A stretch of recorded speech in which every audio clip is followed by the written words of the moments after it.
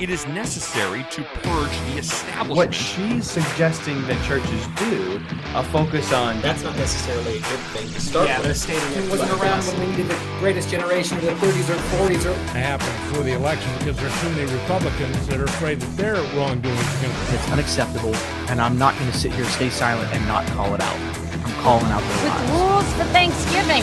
Who the hell is he to tell us what we're supposed to do? Do they think that we are so stupid that we will not notice and find out?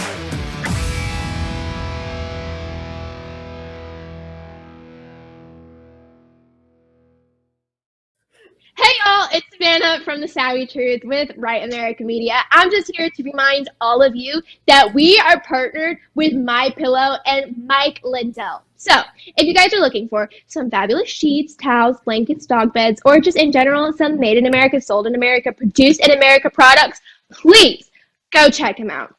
And don't forget to use our phone number and our special code RAM, capital R, capital A, capital M. So please go check them out and support us by using our phone number and our code. Hey Christians, here's a thought. If Jesus really rose from the dead, then that means that he's really God. And if he's really God, then the Bible is really true, like he said it was. And if the Bible is really true, then we can't be right about issues unless we're biblical about them. I'm Josh Barnes, host of Point of View, where we ask crucial questions about critical issues and find the answers from a biblical worldview. Watch Point of View every weekday at 4:30 Eastern Time on Right America Media on Facebook and at www.ramtv.live.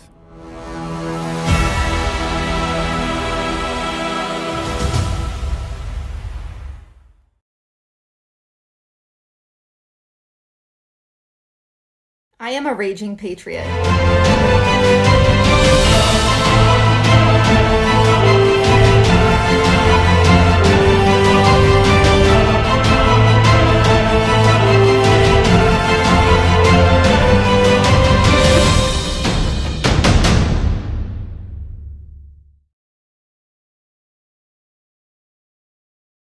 I have my very first guest on with me today, Keith. He is from Illinois. He's retired law enforcement and firefighter and a dear friend that I have met. Oh gosh, we've known each other for a year now. He's a virtual friend of mine, but excited to have him back on to discuss what he is spending his retirement doing right now, which is very important work. So Keith has some plans later this evening, so I'm going to bring him on right now, and then I will wrap this half-hour segment with you one-on-one. Hey, Keith, how's it going? Good. How are you doing? Good. Thank you. Like I told you earlier, I am enjoying those bright white teeth. I can tell you've been whitening, and but you're very humble. You would never just be open about that. Oh, gosh. I appreciate you squeezing me into your very busy schedule. And I would love, since you were on the show in January, I would love for you to share with the audience what you've been doing throughout you've only been retired a very short time, but you've immediately dove in and started some very impactful work.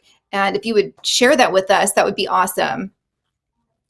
Sure. So what I do is actually, it's called the Illinois Law Enforcement Officers Peer Support Team.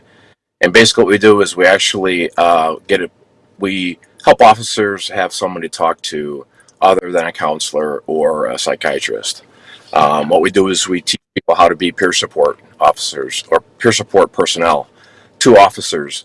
So they have somebody to talk to if they just want to talk about something that they saw at a scene or something going on at home, or actually whatever is on their mind, and they can talk to just another officer. What I found out is through the years, officers don't want to speak to psychiatrists or even their department people, just because of the fact that they're afraid that something's going to get out.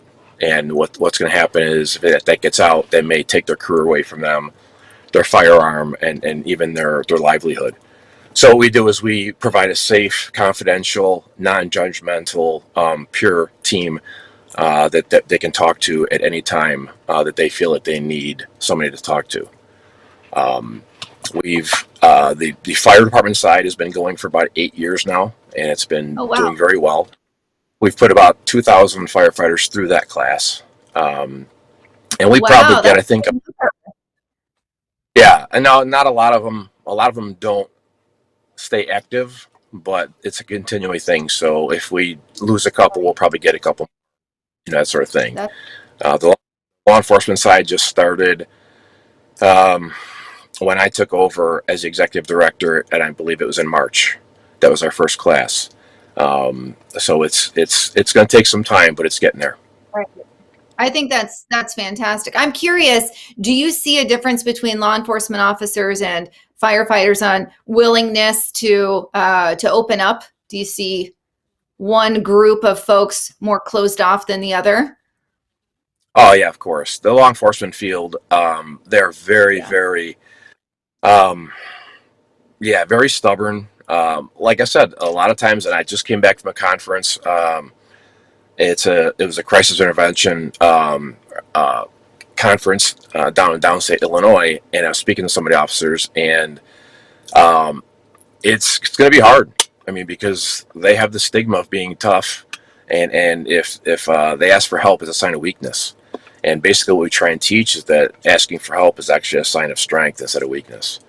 And I know speaking to a lot of officers down there, you'll learn a lot. Not something I didn't already know about already. So it's going to take some time, but I'm definitely 100% into it. I have backing of our organization, and basically whatever I need, they will get me. So yeah, it's just about spreading the word. I want to know how you got into that. Like, what is driving this within you? Funny thing is when I retired, I felt like I needed to pay it forward. I felt like I needed to do something to help officers deal with what's going on now, especially since everything from the last year or so with the riots and that sort of thing, where officers are just really have nowhere to go. Their departments aren't going to back them up. And I think my passion, basically, it was actually, I feel like it was a calling from God, because I felt him pulling me to help officers in some way. And it just happened to be where I met the other executive director for the fire side, and started talking. And he says, I'm looking for a police officer to run this. And I said, I'm all in.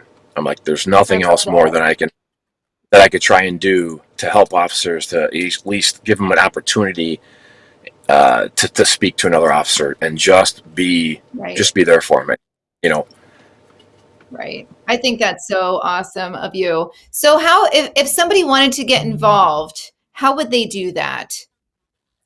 So if we have an 800 number or an 855 number, and that's basically for support. If you're asking for support, it's an 855. It's 855-25-SUPPORT. We also have a website. It's ILLEOPS.org. And on both of those options, the website, you can actually just click on need to speak to a peer support, or if they want to take a class to be a peer support, they can find that also. Our next class is coming up in August 18th and 19th. So hopefully have a big enough class that we can get more officers out there and more officers spreading the word that there is somebody that they can talk to other than a counselor or a psychiatrist. Seriously, I think that's fantastic, because no one's going to truly understand what these officers are going through unless they've lived it. As much as someone can try, they just can't. You have to have walked in their shoes. So I think that's a fantastic model. Is it national? I know that you're in Illinois. Is it a national scale? So right now, we're just in Illinois. The fire side actually has a couple in some other states where guys have moved. The fire side guy is actually going, I think, to Ohio to train guys. What we do is in other states, what we'll do is we'll go down there, or we'll go to wherever they want, and we can teach the officers how to teach the class and how to get officers involved. That's awesome. So so it's Illinois, but if they want to do their own branch, like Oregon or Washington or wherever it might be, they would have their own So. Oh, that is so great. I might have to talk with you about that because, here in Portland, obviously I haven't walked in their shoes, but I know people that are retired and that would love to be able to put their newfound time and energy into this. So that's really great to know. And seriously, thank you, because I know that you can retire and then just kind of wash your hands of the stress and all that goes along with law enforcement. But for you to dive in and really, like you said, pay it forward, I think that's just it's your calling. And I think it's just such a great way to spend your extra time when you're not pumping iron at the gym or whitening your teeth, So. Or whitening. Oh, gosh. Once a week I go get it whitened. I'm just kidding. I really don't. Well, I think the thing is I think a lot of times what the officers need is they just need somebody to listen to them. So basically, our basic three things that we actually teach our people to do is to listen, relate, and validate. So it's real easy when we're listening to people every day on the street, and we're given directions and all that stuff. But a lot of times, we're not, really listening, or we're just hearing. So what we're trying to do is I teach to listen to the officers that need help, and then just kind of relate to them and just go, I get it. I understand. I mean, I know where you're coming from. I know how you would feel that way. And then to validate and saying, hey, it's okay to feel that way, Right. And go off from there. And that's a true, a true path that's worked for, like I said, for 8 years for the fire department side. That's we're great. We're confidential. We don't talk to any departments. We don't report to anybody. So if, some departments, I wondered if they call us and ask about them, we actually just say we have no idea who you're talking about. So we don't keep records of anybody. Yeah, so it's all confidential. No department, they can't subpoena anything because we're just other officers. So we're a 501c. That is awesome. Yeah, so go ahead. So we're yeah. So it's a slow start, but it's sorry, buddy. I'm sorry. Oh, we're like going at the same time, huh? Yeah, but I think you have to say it's 501c3, which is good. Yes, that's good. Yeah. No, that's great, Keith. Because seriously, it's one of those things where, like I said, I mean, they just don't want to talk to somebody who hasn't been there. It's kind of like, why am I going to spend my time talking to you? But then, the components of the communication that you talk about, that's like key for any successful relationship. It's like, man, we should be doing this in our marriages and relationships. I mean, it's like, you listen, active listening, gentlemen. Right. And active listening, not just waiting for your chance to reply, but actually listening, and then the validating is so huge. So I think that's great. I mean, thank you for being a support for them, because gosh, I know the guys and gals here in Portland could sure use this as well. So it would be cool. Right. Off air, I can get a little more detail from you Sure. on and how it works, and then who I can get in contact with here in Portland. I'll try to round somebody up that would be interested in doing what you do in Illinois. So I think it's great. That's fantastic. Thanks for that. Oh, no problem. I think the only issue that we may have and we're running across now is for the administrations to actually accept that there is a mental health awareness or mental health issue in law enforcement officers. Right. And I think once they acknowledge that there is a mental health crisis in law enforcement officers, active and retired, it's going to be hard. But once they break into it, once they accept it, acknowledge it, and want to take it head on, I think that's when more officers are going to come out and say, all right, I need to talk to somebody. Firemen, basically, they don't have a gun to lose, So, okay. It's not that they're going to take their hose away or take their axe away. It's not their career. Where law enforcement officers, I know, especially in Illinois, you say psychiatrist or something like that, the first thing they're going to do is they're going to take your gun card from them. And that's a big fight. That's horrible. That creates like the worst communication, the worst. I mean, it just doesn't make any sense at all. So it's just going to make people closed off, and they're going to stop communicating. And we all know that that's not good for anybody, despite what profession you're in. So yeah, not good at all. It's wild. Even as like a police wife, how you become immune to what is going on. Like the other day, my husband was working overtime, and I just happened to be crossing over the bridge. And I was like, oh, I'm right by his precinct. And I was like, hey, can the kids and I stop by so the kids can see you in uniform? Because we never do.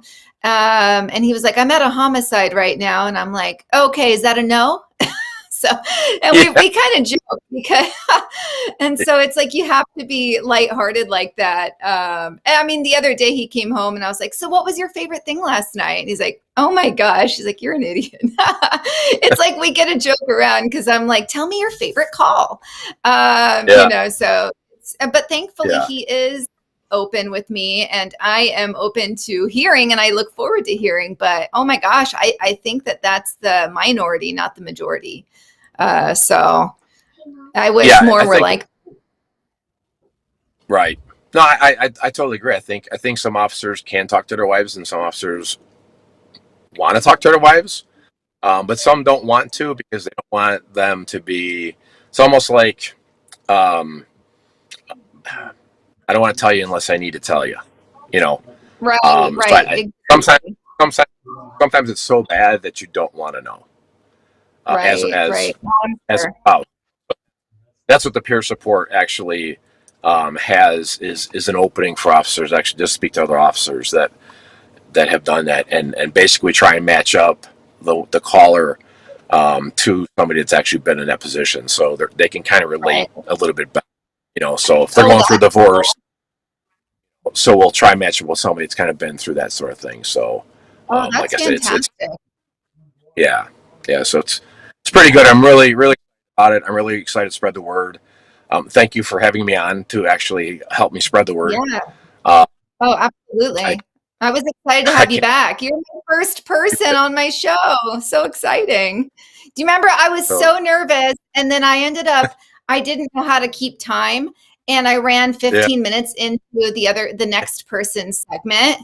That was really embarrassing, but I'm glad that you were the one that was with me on that, because I know you weren't judging too much. No. Oh my gosh. Well, Keith, thank you so much. It was fun. Thank you. Yeah, and go enjoy. I know you're at kids' baseball games, so go enjoy. Have a good time, and I really appreciate you hopping on. Thank you very much for having me again. Thank you. Have a great night. Thank you too. Take care. Bye-bye. All right. I was sweating there for a minute. My kids came in here while I was recording. Well, actually, we're not recording live. And I'm like, go. And I got like a sweat mustache trying to shoo them away. So anyways, you guys had Keith on here. That was just so awesome. I love bringing on some of these wonderful virtual friends that I've made. Especially bringing him on a second time, because what he's doing now is relatively new. He didn't start until March, and he was on the show in January. So it's so cool to be able to check in with people that have been on the show initially and see the great things that they are doing for their communities. And so what I wanted to do, I have some things to talk about, and thank you, Hells. I wanted to be able to go a little bit more interactive with you guys during the second half. I did this 2 weeks ago. I did a live 2 weeks ago and spent an hour just chatting with you guys live. And the lighting was terrible. YouTube needs to get their lighting situation figured out. But other than that, I had such a great time chatting with you guys. So please feel free. Juan, our producer, he will pop up any comments that you make, and then I will address them. Meanwhile, kids are the best. They keep you on your toes. Meanwhile, I want to just talk to you guys about, so today, you've heard me complain about Oregon's governor, Kate Brown. She's so bad. I mean, so bad. A complete dictator. Yet today, Biden announces that she's going to be part of a specialized team working with the Biden administration, along with 9 other governors. And my joke was like, okay, we already know he has dementia. Clearly he has dyslexia as well. And he's reading governor's accolades completely ass backwards because Portland, which falls within her area, Oregon, 800% increase in crime year to date. I mean, seriously. And that's the person you're going to appoint for a special program working with the president's, fake president's administration. It just gets crazier and crazier. Some of the other things that I've been looking at, I mean, it's just crazy that all of these major news networks were celebrating the CCP's 100th year. I mean, if that doesn't tell you where we are headed or where the left is attempting to point us in, I mean, I don't know what does. Communism is knocking at our door. And I'm not being a conspiracy theorist. I'm being a realist. And that is what's happening. And it becomes more apparent every single day. Did you guys see She Must Smell Good? That's hilarious. Wade, I need to have you back on too. Mayor of Fern, Wade, is saying Kate Brown must smell good. She must. Must have one of those smells that Biden likes. Yeah, they blame guns for the red states. And yeah, it's just crazy. It's just crazy. You know, it's one of these things. I want to talk about this firework ban that happened here in the Northwest. Now, yes, we experienced record temperatures. I'm talking 111 degrees, 117 degrees. In Portland, that's just unheard of. And we did experience upwards of, I believe, 120 heat-related deaths just recently because of the heat dome that we were under. But at the same time, so because of these record temperatures, the governor of Oregon worked with numerous counties within Oregon, including where I live in Portland, and said, we're going to do a firework ban. Okay, so it's one of those things. I laugh to myself because I'm like, I understand not wanting to catch our state on fire while we are experiencing an extreme dry spell. But it's the same thing. It made me think of gun control. And it's one of those things where when people want to get their hands on something, they're going to get their hands on it. There were still fireworks going nuts all over the place. And I don't care. I was out lighting them in my front yard. I bought some at the Indian reservation on the way home from Central Washington. Yeah, the left does call us conspiracy theorists. Exactly. They just want to make us look crazy. By calling us conspiracy theorists. But anyways, the whole point was, it's like, okay, yeah, you're going to do a firework ban. You guys realize how many people they buy fireworks? That's a small operation.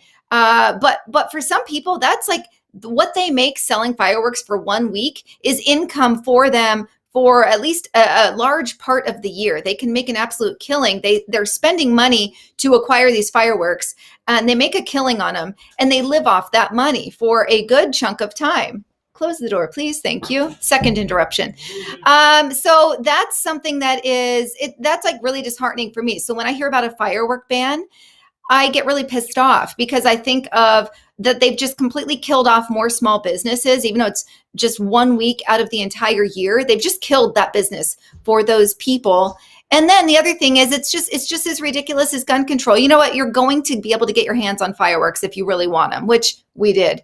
So, hello. But yeah, it's just so frustrating. And so it's slightly different, but then it's also the same. It's like the people that are going to do illegal activities using a firearm, they're going to get their hands on them.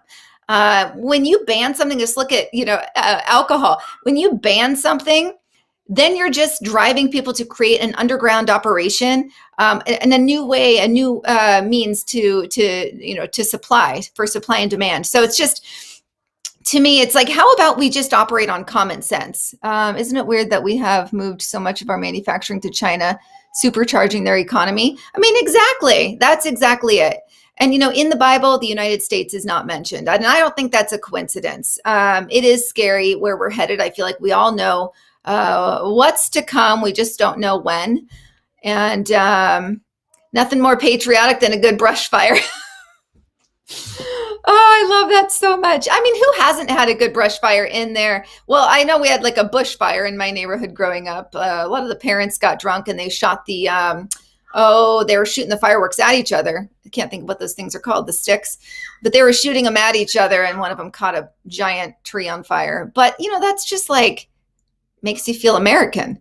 Let's see here. Nothing's going to change till we get another patriot in office, and the next one can't surround him or herself with rhinos. Exactly. I mean, yeah, we have to have somebody in office that's smart enough to be able to sniff them out. And I feel like Trump did a pretty good job at sniffing them out, but he needed the other 4 years to be able to really clean house. What's the difference between a conspiracy theorist and real life? About 2 months. I like it. Yeah. I mean, seriously, like all these things that people said were, the conspiracy theorists. It's like, oh, it's all happening. But, they're not talking about that on the mainstream media. Roman candles. Yes, Dan, that's exactly what it is. The Roman candles. Now, I have shot them. You're supposed to put them in like a can or a bottle. I've shot them, but I just like hold it to the side, so if it is going to backfire, it doesn't hit me in the abdomen. But yeah, Roman candles. I mean, come on, Roman candle wars. Who hasn't had one of those? But the new thing is blackout. What blackouts? The rolling brownouts, blackouts. But a bushfire. Yes, I mean seriously. You guys, the thing is where I'm getting back to, like, it's just like, can we just operate on common sense? Can we say, if you're going to light fireworks off, have a fire extinguisher handy, have your hose handy, have a bucket of water handy. It's just like, yeah, there's some idiots out there, but let's give us the choice to blow our hand up if we want to. I mean, seriously, that's kind of where I'm at these days. M80s. I'm just so sick of overreaching government. I can't handle it anymore. We lit a mini cannon for my Democratic neighbors. Oh, I wish I was there for that. Scary, a little scary, actually. So I said we bought fireworks on the Indian reservation on the way home from Central Oregon. And one of them was a 3-pack, and my husband lit the first 2, and they did what they were supposed to do, relatively mild, right? We had neighbor kids around and whatnot. The third one blew up like an M80, and our ears were ringing. Nobody had their hand blown off, but I was like, ooh, shoot. But anyways, yeah, I mean, you can have mishaps like that, but that's just part of it, right? Fern Fest. I was going to ask you about Fern Fest. So we had the mayor of Fern, Iowa on here. Fern Fest was great this year, 50-minute fireworks show. That's awesome. With the local fire department on the ready. That's what I'm talking about. Like common sense, you guys. Like, okay, maybe on the 4th of July, don't tell people that they can't light fireworks. Don't tell people they can't distribute and sell fireworks. How about we just say, let's be smart and let's just tell the fire department, maybe we're going to pay them some overtime. Maybe we're going to pay double time so that we have the resources ready to address what could potentially happen. Yes, you can't charge your electric car in California and blackouts in New York City. Ooh, oh man. I'm glad, I didn't even think about that. Yeah, I don't want an electric car. Oh yeah. I mean, seriously, that's like a real consequence here. Well, I'm sure that most of y'all don't have electric cars. Just a wild guess. Sentence 30 months. I saw that pyro, and I have not had a chance to read into that, but I cannot wait. There were a few arrests made today that were announced. Now, just between working and hopping on for the podcast here, I wasn't able to dive into it. But yes, I did see that. And that just goes back to, slowly but surely, some of these evil people are coming to the surface. But the problem is that it's not enough. It's taking too long, and the mainstream media will just bury it.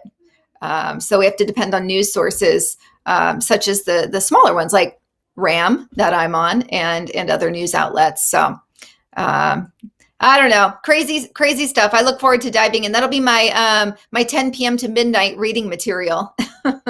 That's generally what I'm doing between those hours after the kids go to bed. I'm catching up on the world events. Specifically, I like to really focus on the U.S., but catching up on what's going on there. But well, I hope everybody's doing well. Where are we at here? Oh, I'm just right on time here. All right, you guys. So there is a great new show after me. And of course, I had my notes. One's going to, here we go. Hold on. After me, so the newest show for RAM TV is Counterculture Mom with Tina Griffin.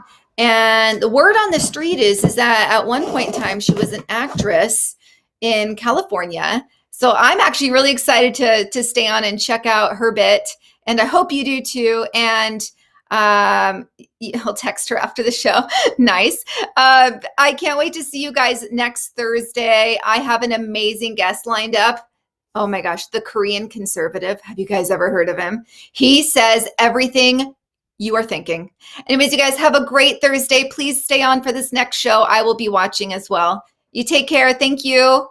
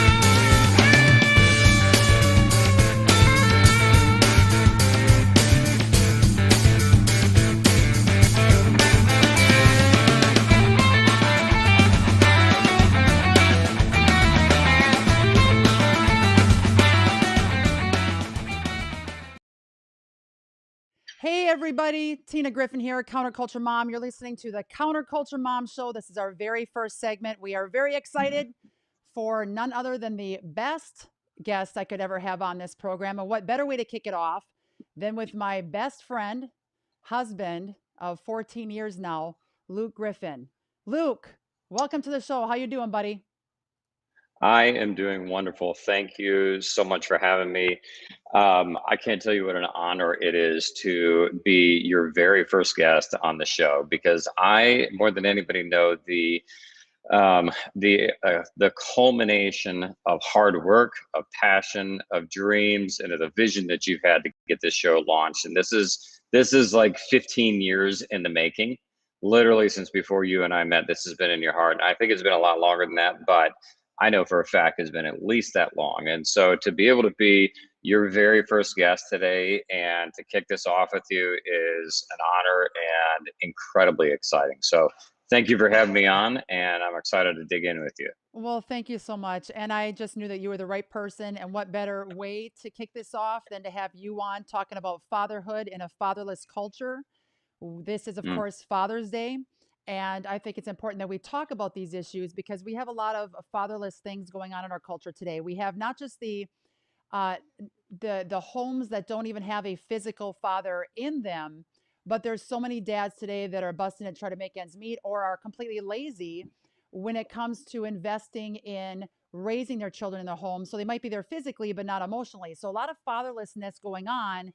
And for you being the first guest talking about these issues, I think we're really going to be able to help a lot of listeners, a lot of families, and really ourselves as we talk through these issues of how can we be better parents. So thank you for being on. I just wanted to give people a little bit of a background on who you are as a person because, you know, it looks like you're in a sweet looking shirt in a nice looking office, but I just want to give people an in-depth look at who you are as a person. I know you inside now, probably more than you think I know you. And Scary. yeah, I know. Just to give the listeners and the viewers here a chance to get to know you as a person. You were a financial advisor and strategist for 12 years. You specialized in complex tax strategies, legacy planning, investment management. Your perpetual desire to improve upon the status quo and your vision for changing our culture was the birth of Triptych Media and the Triptych Foundation. Your strength and your ability to see over the horizon of what can be and bring the right people together to make it happen is why I love you as a person, love you as my best friend and husband, and love to see where you're taking Triptych Media. You're, of course, today CEO of Triptych Media. We're going to talk about how you got there from where you were when I first met you. You live in Tennessee with me. Yay! And our Yay. 4 crazy children, 12 and under. We had 4 kids in 4 years, you guys viewing. So if you think, can you make it? Do you have any hair left? We are testimony that Quite the journey. it's quite the journey, but we are alive and kicking, and at the same time, and trying to balance our position with what we do in our companies and with raising our kids. You're going to talk about that, but also you're a fantastic chef, and that's why I married you. So we're going to, have a amazing dinner tonight after we're done with this show. You're currently training. Absolutely. Now you're currently training for your first Ironman triathlon coming up this fall, which I can't wait to watch you cross the finish line. So you got a lot going on, buddy. Mm-hmm. That is very true. A lot going on. It's exciting times, though. It is very exciting times. So I wanted to ask you, what is the difference between being physically present and mentally engaged at home? I think that's a big thing a lot of people want, info on. Thanks for jumping right into the hard question. I think that question was supposed to be later, but let's just dig right in. So, the tendency in our fast-paced culture in our society right now is to just kind of crank through things and check them off the list. And especially as we've got a lot going on, we're a household with 2 CEOs. You of the nonprofit, and the Counterculture Ministries, and me with a new startup company, and we are blowing and going. And the tendency is to give our effort, and for me especially, is to give my attention and to give my mental energy, to something that I'm doing 8-9 hours a day at my startup company. And that business and the vision that God has given me there. And when I come home, to be physically present, but not necessarily be emotionally present, and to be engaged. And I'm constantly reminded of that, as I, the next day, and as I'm thinking about what can I do different, how can I improve. I'm thinking about different times throughout the day, the evening when I'm home, when I could have been more present, when I could have been more engaged. And it's a constant tension of trying to balance my output during the day and making sure that I have that reserved for the things that are the most important for my relationship with my spouse, you, and with the children. And that really, I've not done the best at that in the past. And it's, I've found ways of escaping from that and just being physically present, but not necessarily being emotionally and mentally present. And so, I've set goals for myself to try and find incremental ways of increasing and improving that engagement, with each child. Each one of our kids, because they're so unique and so different, and finding things, okay, what are things that are unique to them? How can I engage them and be present? Because what I've noticed is, because I haven't done that incredibly well, is that there are things in the home that have, just slowly, because of a lack of continual presence, have listed and drifted off in a direction that you and I don't want it to go. And so now it's making a course correction. And so I think the incremental engagement on a daily basis, and we're not talking hours a night, we're talking just being present and seeing what's going on. Those minor course adjustments are going to be a whole lot better than trying to make big course adjustments a year, 2, 3 years down the road, as big issues arise. And so, I think those are the mentally present and physically present and being engaged is critical. I agree. And some things, I know sometimes I drive you nuts over the years, but I'd be like, there's only 5 more years where Jake is going to be driving a car. There's only 2 more years. You're like, okay, don't remind me anymore. I totally get it. He's getting, growing up fast, where I have the pressure on myself sometimes on let's hurry up, make sure we're doing everything right. And then I'm almost too uptight. And then sometimes you were on the other side where you relax, thinking not a big deal. And so I think really over the last couple of years of us focusing on it, we will do date nights. People tuning in, we will do date nights sometimes where we solely go out and talk about these type of issues. What can we do better as parents? And by learning that we should not be butting heads, that my faults I have to be open to allowing, and I'm still working on this, to allowing Luke to tell me, you really need to work on this. And he has to feel comfortable telling me that. Sometimes he doesn't. And I'm trying to learn to be more receptive to what he's saying, because I know how us moms are. We're used to all the day long telling our kids exactly what to do 24/7, repeating ourselves, changing diapers, whatever stage of life you're in. So it's hard to pull back on that commander mode mentality when husband comes home, when he's supposed to be the one leading the home when he's home, and present. So it's tough to work that on that. So when we go on date night, sometimes it'll be, be open with each other, talk to each other. And if Luke can tell me, hey, you really need to work on XYZ, you're right, I do. And then Luke being open to, well, here are the things that you need to work on. These 4 things that I noticed in the last month. And noticing that we're not supposed to be defensive, putting the walls up, but we want the best for the other person. And that's the part that gets tough sometimes when you're managing a household, when you both are CEOs of your companies, when you have a bunch of young kids. You're stressed out and burned out. And a lot of times we're giving the last little bit of energy we have at the end of the day to each other, when we're trying to now find creative ways to give the best of each other, even if it is at the end of the day to gravitate towards the kids. And you've been doing an excellent job. I have to give you 2 thumbs up from Counterculture Mom on taking the kids out for breakfast, even if it's once a month, just you and our son Levi. You just went out. You just took Stella out. I'm trying to do things with just our girls. You took the boys out to hook up the camper the other day. So just finding those times to invest in your kids, you guys, with specific close interactions. The other thing you do very well on, Luke, and I have to do better on, is when you come home, you set the cell phone somewhere out of your face, out of your mind, in a separate room in your bedroom, and you plug it in, you leave it there. That has been astronomically changed the culture of our home because you are there. And so, I mean, sometimes I have to go find That's a work in progress. So sometimes I do have to find, like, it. Luke's missing. He's Yeah. probably in his office, and I'll have to sometimes grab you out of there. But other than that, parents, if you put your phones down, that really does help too. And I'm talking to myself when I say that. One thing that I've been thinking about, a lot lately as it relates to the engagement and being present, because I think that this is one of the biggest issues in our culture right now with dads and with homes.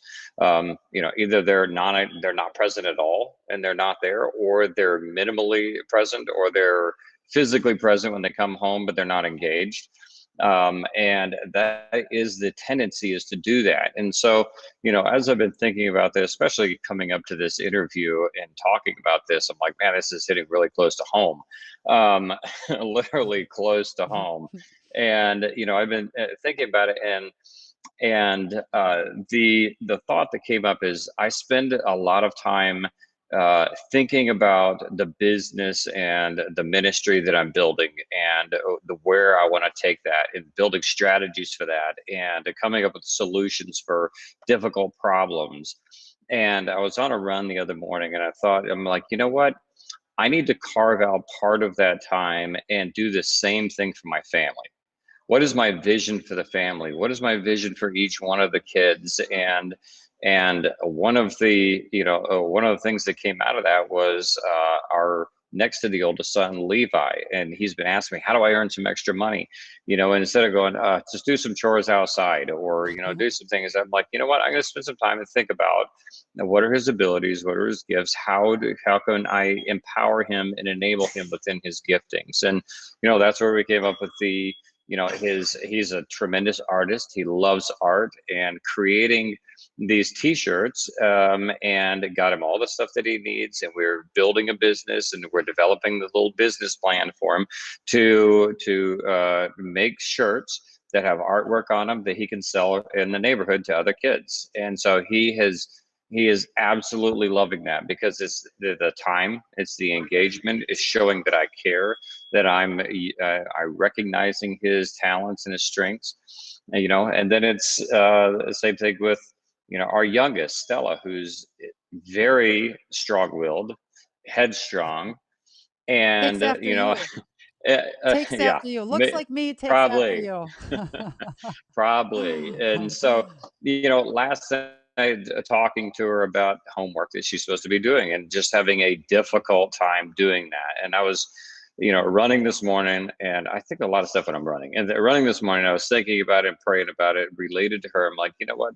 What if we change our approach? And so I have an approach I want to change and try with her, and help her utilize the God-given ability to be diligent, and for her ability to be headstrong and focus that in a positive way that she can then be proud of.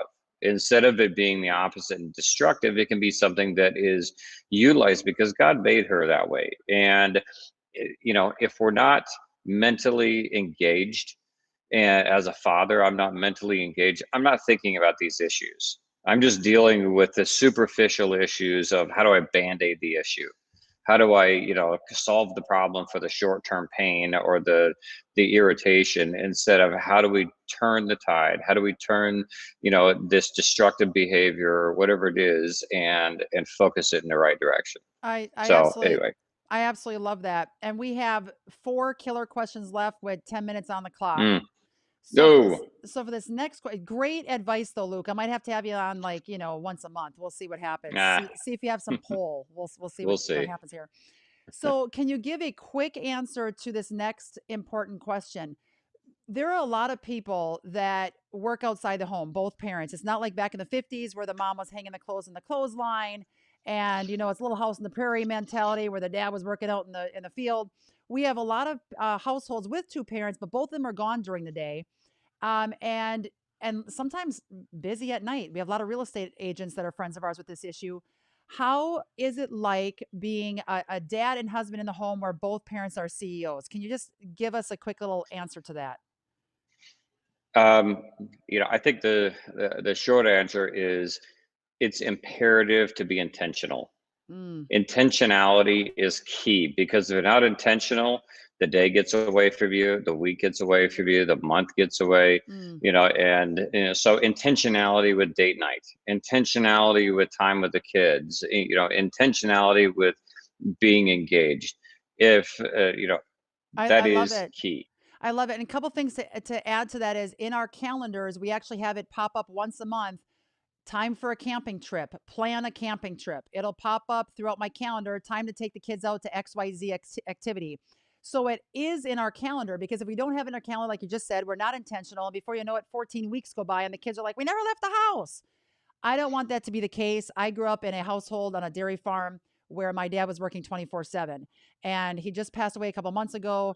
And I'm looking back thinking, I wish I would have had more memories of my dad and I. So it's important, people tuning in, your kids have to come before your career. God, spouse, children, then career, because then we can actually be intentional and live from the fact that we're living it, not talking about it, but we're actually doing what we're asking other people to on how to live their lives. So this one, watch, you luck out, and it doesn't have to be that long of an answer. But I love the fact that you turn this in as a question, because it has to be addressed, and it's very in-depth question. What is your biggest weakness as a dad? I think it's the first question that you asked me. What's the difference between being physically present and being emotionally or mentally engaged? That is my biggest weakness, is that, and that's why I gave that as a question, because that's where I struggle the most, is being mentally engaged. And my default is to want to veg out, because my brain's been running wide open for the moment I got up, and I'm ready to give it a break. And I recharge. I'm an introvert, and so I recharge with alone and quiet time. And so coming home from being wide open, having to be engaged with people, and then coming home and needing to be engaged again on a different level, is a lot of times feel exhausting. And I think this is the difference when God says, we need to walk by faith, and we need to walk with the Lord. And this is where we apply, even more than during our work during the day, we apply the part that says, allow Christ to live his life through us, because in and of myself, I'm incapable of that. Unless I'm depending on the Lord for that, I'll never measure up to that. I'll never be able to do it. And it's constant work in progress. And so, my striving is to, how do I improve in that? How do I surrender myself and what I want of being digressing when I get home to the needs of the family? And I'm not saying to the detriment of my health, because I don't think that's the correct response either. But there is a balance there, and it needs to be intentional engagement. And I think if there's intentional engagement, you're feeling heard and feeling loved and cherished. The kids are feeling that. And so this is, for me, is always the struggle, is finding that. And it takes me walking in obedience of the Lord to do that. Can you give 1 or 2 tips of how you sever your brain from work mode to home with children mode? I know one of them you always tell me is you pop in something inspirational in the car that helps you with that 25-minute drive. Be okay, I'm done with movie making. Now I got children engagement and wife that has 14 things on her to-do list that she wants me to pound out, which I keep reminding you is on our home list, not my list. But give us some tips on how to sever from brain mode from work to children mode at home.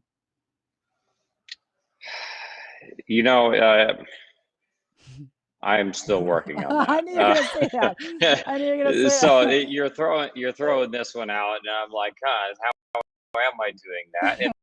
And some of it is to try and, before I leave work, to try and burn off my mind that I know I need to get, that okay, I can't do that tonight, but here, and I write it down for tomorrow in my planner, and then I know tomorrow I can pick that back up. I think that's key. A quick little question. I had to throw this in as a curveball for you. What did your dad tell you that has helped you in your journey of fatherhood? Oh, man. I think it was not so much what he told me, but it was the example that he set. And growing up, we did not watch TV, and it just wasn't a part of our upbringing. But what he did, and what my mom did was, and particularly my dad, is the whole family would sit together at night on a couch, and my dad would read to us. And that took time, out for him to be engaged with us, for him to sit and read. I mean, we're talking, he read all the Lord of the Rings series. He read all the C.S. Lewis series. He read all the Little House on the Prairie series. He read, dozens and dozens of other classic literature to us that we would sit there in our imaginations would just run wild. We so look forward to that. But it took him being intentional and making the time to do that, because he was in ministry. He was on the board of the Bible college. He was the principal of the school I went to. He had a full plate. And then he was also living on a very nominal income from support as missionaries. And so, the older I get, the more I appreciate the struggles that they had that I didn't appreciate at that time. And so I think that's the big takeaway for me. Spending time. That's amazing. We're going to spending have you time. Yep. In person. Absolutely. You don't have a lot of time left, approximately 2 minutes. Sorry about that. But give me an overview of Triptych Media, the CEO position you have. And I want to have them see the deck of what you're working now. Now, pop culture, we all know, you've heard from the first segment, it's loaded with junk. Luke, can you tell us why you started this movie making business and what you're working on for your first project? Yeah. So about 2 years ago, a little less than 2 years ago, myself and 3 other guys started talking about culture and the direction culture is going and what can we do about it. And so we wanted to tackle 3 key areas of culture: entertainment, which drives culture. Hollywood's pushing out propaganda all the time. So Hollywood, we wanted to tackle entertainment, public policy, which is politics, and business. And so our business is focused around that. And so the first area that we're tackling is entertainment, and we're going into production on our first film, which is a feature-length movie on Davy Crockett. So it's a modernized remake of Davy Crockett and the values that we're wanting to push through that. And so we're not a Christian film company per se. We are a conservative film company that has values that are Judeo-Christian values. And so through this film, it's going to teach, courage. It's going to teach sticking to stuff. It's going to teach doing what's right in the face of hardship. And so we've got a tremendous cast in that. If you want to scroll through that slide, our lead is William Moseley. So if any of you guys have watched the Narnia series, he played Peter, which was the lead role in the Narnia series, and that was a multi-billion-dollar franchise. When he read the script for this, and we talked to him, he said, if I could have created a dream role, my dream role, he said, this is it. Playing an iconic, true character from the past. And so very excited to have him. The movie is going to be excellent. It'll likely be sold to Netflix, and so it'll be a Netflix original. As far as the other supporting role, we have Boo Boo Stewart, who is in all the Twilight films. He's been in a ton of other movies and TV shows, and he's playing the counterpart, which is the Indian, which is not portrayed in a bad way in here. And then we've got other people like Angie Harmon. We've got Kevin Dillon and a bunch of other names that people will recognize. And so we're very excited to get this film done and out there. And this will be something that you're proud to take your kids to. That's going to be top quality and exciting action adventure with great healthy masculinity portrayed in it. I am so excited. I have to have you on again to talk about Triptych Media and all the film work you're doing. Thank you for coming on as a guest. Thank you. Love you, babe. Love Absolutely. you. Thank you so much. And there you have it, straight from my husband's lips on how to be a father in a fatherless culture. I'm Tina Griffin, host of Counterculture Mom. It's a pleasure having you on today. Make sure you download the Counterculture Mom app and get all the dirt of what Hollywood hogwash is trying to pump down your kids' throats so you can run from it. Until next time, let's rewrite the Hollywood script for our kids.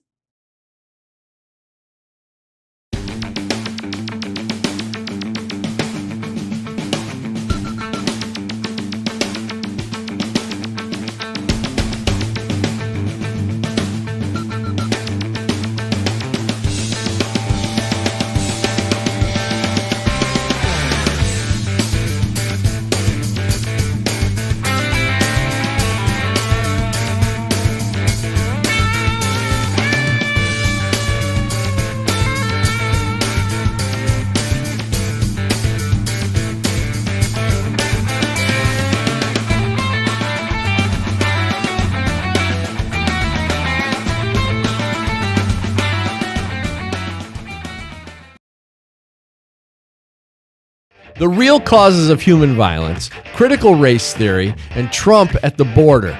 This is The Loaded Mic, and I'm Dan Wos.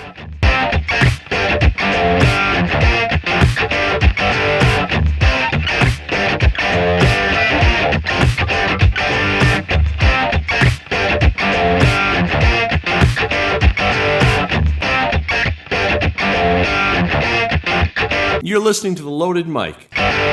I want to let you in on a little secret. There's no such thing as gun violence. Now, I know it almost sounds crazy to say such a thing, but why is that? Why we know that guns aren't violent. We know that guns don't cause violent behavior in human beings. We understand that gun violence, so-called gun violence, actually doesn't exist.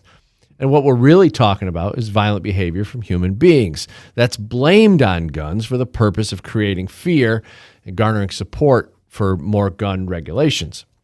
Now, we know that what we're really talking about is human violence. But why is it such a crazy thing to say? Why does it sound so strange to make the accusation that there's no such thing as gun violence? It's because a narrative has already been created while we weren't paying attention. So while we've been concerned with defending our rights against unconstitutional firearm restrictions, the political left and the gun grabbers have been working on shaping public opinion about guns. They were working on conditioning people to fear guns and hate gun owners. They were creating a fear around guns that caused people who didn't know any better to stay away and not learn about firearms. But they're also teaching those who don't know any better to hate gun owners. They were taught that gun owners were intentionally and recklessly putting everyone in danger by supporting gun rights. So how do they shape public opinion? Well, let's take, for instance, any time there's a violent attack where a gun is used, what's the first thing we see on the evening news? We see that AR-15 roll across the TV screen and a panel of people who all agree that guns should be banned, commenting on the topic. We hear the cries for justice. We hear the righteous indignation. We hear the pleas for government to just do something to stop this, you guessed it, gun violence. We watch them stand on the graves of dead people to push the narrative. But what's interesting is we never hear suggestions of what we can do to stop human violence. In other words, what caused a person to take a violent behavior against other people? The reason we never hear about the actual causes of human violence is because it often reflects poorly on failed government policy. We could be talking about gang violence, open borders, sanctuary cities, welfare dependency, drugs, manufactured racial division, the devaluing of human life through things like the normalization of abortion, and the deadly gun-free zones where people are systematically disarmed and rendered helpless. You see, if we actually talked about the real causes of human violence, we'd be forced to shine a light on failed government policies. We'd be forced to expose the very people who are working hard to disarm American citizens. So today on The Loaded Mic, we're going to do what many people don't do. We're going to discuss the real causes of violence. And I'm here with John Chiara. John, wow, how are you? Good. Great. I'm excited now. Good. All right. Well, so that's what I wanted to basically touch on today is, what are some of the real causes of violence? If we chunk it down, if we go down the reason, take, for instance, take a killing and let's bring it down to what the actual cause is, rather than just focusing on the gun like they like to do. Let's talk about some of the reasons people do it. And Racism. Okay. Well, I don't know. I mean, maybe. Well, that would be an answer that somebody would probably give, right? That they would say, well, that's the reason why half this stuff happens. It's hard, and these are the kind of discussions that we don't often hear, right? We don't hear people debating these kind of issues, like what is the actual cause and effect here, and asking the question, can you fix that? Right. I think a lot on the left never asked, well, can we actually have an effect here, or are we just going to do something because it feels like the right thing to do? I think that's a big part of it, because public, opinion gets thrown into the mix right off the bat, appeals to emotion and stuff. But there's all kinds of reasons, I assume, why people, a lot of violence is domestic violence, I would assume, right? Family stuff. It's a portion of it. That's true. A lot of the stuff happens in the home. But the thing is, we have just over a million violent acts reported every year. Right. So what's causing these? Guns? No.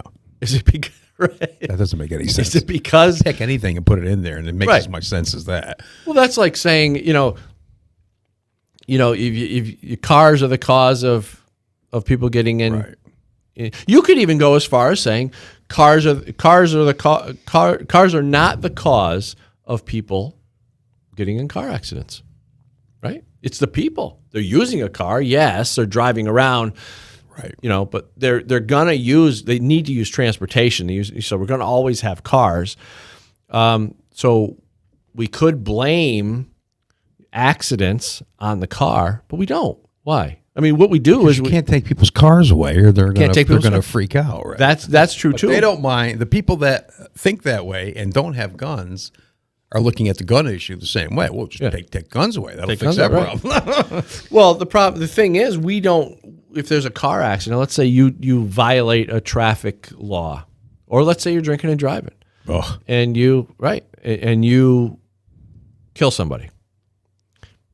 Do all cars get regulated? Got nothing to do with it, right? Not at all. No, the person who is driving the car gets regulated or gets restricted. That's why I always use the argument. Why don't we have, if the gun restrictions, if we related it to car restrictions, why don't we have alcohol breathalyzers in every ignitions car. on Nobody every can drive a car until they blow on their breathalyzer. Right. Why don't we have that? Because people be going bananas. Well, and because statistically, it makes no freaking sense. Stupid. It would cost a fortune and would accomplish almost nothing, which is what a lot of these, the basis, the way we look at a lot of these plans that we see coming from the other side, it's going to cost a fortune, it's going to do almost nothing or make things worse. And while doing that, it's going to infringe on the rights of all the law-abiding citizens that are already obeying the law. Well, I mean, with something like that, with the car breathalyzer ignitions, I can think of many reasons how it could put people in danger. I mean, what if somebody you can't use somebody's car and you need to rush them in a hospital, but you're at a barbecue and you had 2 beers, and somebody needs to go to the hospital and they can't, right? And you still need to. You're under the. You might be under the limit or whatever, but you still can't use it or whatever. And just are people going to be able to disconnect the breathalyzer and stuff and get around it? And so there's all sorts of things. But so violence. Let's get back to human violence. So why? Okay, let's talk about gang violence, because gang violence is always pretty colorful and interesting. First of all, what causes people to join gangs? Bad families. Okay. Probably bad upbringing, bad family modeling. Right. Well, kids are looking for role models in some way, right? And that's where they find them. That's part of the whole hook of that. So if we don't even have to assume that that's the entire reason why people, but that can be one reason. Sure. So let's assume that that's one reason people are joining gangs and going out and ultimately end up killing other gangs and killing people in the street and doing drive-bys and whatever they do for whatever initiation they need to get. All the stuff, all the violence that we almost never hear about, right? Because Yeah. it happens every day and we never hear Exactly. about it. So let's break that down. Let's say that one of the reasons is bad upbringing, bad family. Is it fair to talk about fatherless homes? Could that be? If you're qualifying it as a cause, yeah, I think it is. I don't know. I mean, and again, this is the kind of thing where I think it might make sense to talk about fatherless homes in terms of strategy. Like, how do we make these things better? What can we teach our children to make them have stronger families in the future, right? Yeah. This is, again, goes back to the whole critical race theory nonsense where let's teach everybody they're either oppressed or they're the oppressors, and that'll make them have good families going into the future. We need positive strategies in all these ways, I think. But anybody, well, all right, you're a business person, all right? Most of our friends are business people in some way or shape or form. Their whole idea is like, let's figure out a way to strategize to make things better so I can prosper into the future, right? That is what we should be teaching anybody who needs that, I think. And most of any of the stuff based on blaming other people or blaming guns or blaming whatever, blaming society, blaming racism, none of that moves in that direction. So I just see those all as dead-end policies. They're just looking to blame people. But the gun thing is the worst in a lot of ways, I think, because what it does is that if you follow those tenets, you take away the individual's right to protect themselves when they might need to be able to protect themselves.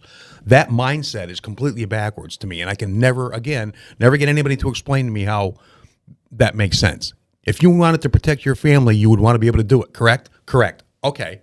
So why do you want to take this person's ability to protect their family away from them?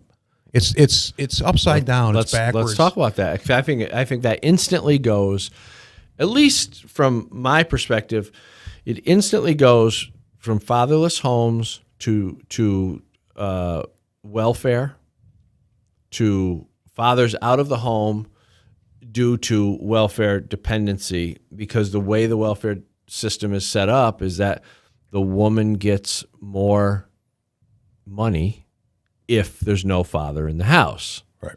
And the woman also gets additional money for every child. So you got a system here that's rewarding Right. bad parenting. Right. right. It's, Right off. it's an incentive to do what we already know is the wrong thing. Right. So now you got these kids growing up in this environment, typically lower income, areas or Right. environments. And what are they doing? They don't have a father to kick their ass and tell them, no, don't do this, do this. They don't have anybody with a good sense of how to act in the world to teach them. Right. And in many cases, not all, but in many cases, when they do have a father in the home, that's a person that's already involved in bad behavior to begin with. So nobody to teach them good strategies. That's the right. thing. So you don't have a father necessarily taking you out fishing and teaching you how to change a tire on a car, teaching you skills in life, and teaching you how to treat women. Because a lot of times the kids will learn how to treat women by the way the father treats the mother. Right, exactly. They mimic, they watch them, and that's what they learn. Exactly. So you don't have that. So now the question is, okay, so since we know this, if you and I can be talking about this stuff, don't you think other people are thinking about it? Don't you think government has a clue that maybe this fatherless home welfare dependency system is not working? I think. I mean, I would think. They can't be blind to it, right? But like so many other things, the common sense view of something doesn't fit the narrative, so we never get to talk about it, right? You can't even talk about it a lot of times. They won't let you talk about it, which is the whole other theme of how everything's being censored. Yeah, like it's racist to talk about maybe welfare dependency, or they can make it so people don't even want to talk about this stuff when it's clear that it's a problem. Traditional. I always talk about traditional American values. I loved it. Watch those old shows like you talk about. Westerns and stuff are crazy. Dude. I like every once in a while I watch Andy Griffith and stuff, and you see that old hometown traditional value. It's all Judeo-Christian values. That's what it is, and this is why when people start saying all the negative things about, the church is bad and this is bad and that's bad, and but that gave us all the good things we have came from those values. Everything, and it encourages a work value, and it encourages being respectful to other people. It encourages humility, which is missing from almost all these things we talk about. So when you take that stuff out, what I call traditional American values, you take it out of the equation. You take the father out of the equation. And if you do have a father in a lot of these situations, they don't have those values to begin with anyway, because now we're talking 3-4 generations deep. Right. We have 3 to 4 generations right now in the welfare system. Mm-hmm. How are they going to learn traditional values that are productive values if they can't, if their parents and grandparents never knew it? Well, they're not going to. And the part of it, the perspective is that they're going to learn something. There's a vacuum there. Kids grow up, they learn stuff. That's how it is. They pick up all their cues for life based on their environment. So if they're in a bad environment from birth, they have no chance. This is why education is really the only chance that these people have. Kids, and when you have agendas running the education system, then you're lost in the sauce. The critical race theory again comes up. Let's teach everybody they're either victimizer or they're a victim. That's all there is. There's the person doing the bad thing and there's the person suffering from the bad thing. Okay, well, where did your cell phone come from? It didn't come from that equation. Right. You know what I mean? This is bad strategy over and over and over again. It's a bad way to look at things because it doesn't take us anyplace. And for people that need guidance, it's even worse. If you come from a strong family, at least you got a fighting chance of being able to look around and say, well, I don't want to do that, and I don't want to do that, and that's not going to pay off in the end. So let's do these good things that are proven to work. But if you don't have that, what do? Join a gang? Well, that's what I was getting to, and that's exactly what the point was. You could, you can watch these old shows, for instance, like Andy Griffith. And what was the show that you said you watched? Oh, tons. Rifleman. Father Knows Best. Father Knows Best. I've never actually even seen it, but okay. So let's say that, and you could watch those shows, and some people might say, "Oh, this is stupid. This isn't the way the world is," and stuff. But but it could be. It's all good stuff. It's good. They don't want to see. Yeah. See, isn't that a strange perception, though? Yeah. Well, if you're not showing all the bad stuff and you're just showing the good stuff, then that's not the truth. Okay, well, Santa Claus isn't the truth either, but you want to throw that out? You know what I mean? Do you, especially with kids, I mean, they need to be nurtured in ways that teach them these are the good things that you do. You do things for other people. You help people. You don't hurt people. You don't torture animals. You don't do stuff like that. Oh, that really bothers me when I see that stuff. But so they don't have this stuff. They're taught to denounce it when they do see it because it's somehow stupid or whatever. And what do? What you said, they resort to gangs. Gang violence. It fills the gap. I'm not even blaming them for it. No, it fills the gap completely. It does exactly what a strong household would do. It does what a good community would do.